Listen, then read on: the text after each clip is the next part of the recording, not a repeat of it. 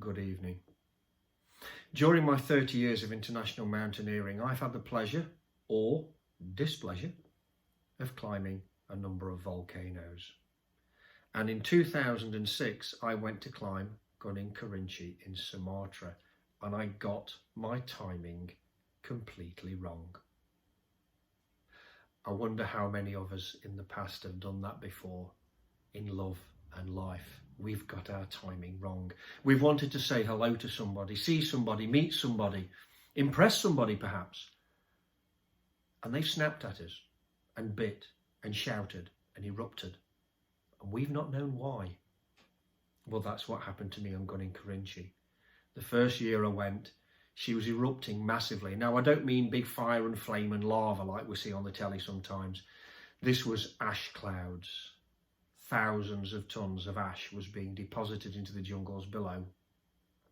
And the skies were full of carbon monoxide. It's not a place to be. And so I had to turn tail and head for home. And I made inquiries the next year, and she was clear. And I flew back out to Sumatra to be confronted with a very different lady. And it was an excellent ascent. Green, beautiful, lush jungles, but the top was still covered in deep ash. And as I walked over it, I felt like I left footprints like Neil Armstrong did on the moon back in 1969. Cheers.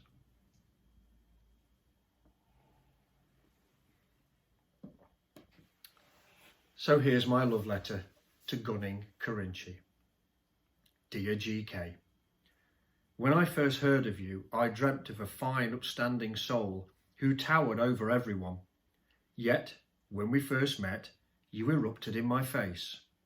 I had no idea why your anger should be vented in such a way, but I took the brunt of your booming roar and clouds of smoke for days. Had I done something to offend you? I hid in the undergrowth, hoping you would calm down, but you just became worse. I dared not speak and was forced to slip quietly away with my tail between my legs. When I found the courage to return a year later, you were transformed.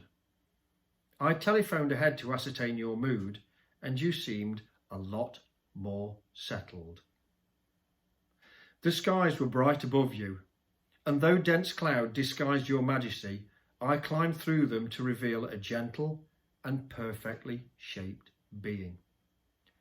As beautiful as you were, thick dust covered your heights, and you spoke only in a dull roar. Worse, however, was your sulphurous smell. I really do think you should change your perfume. Good night.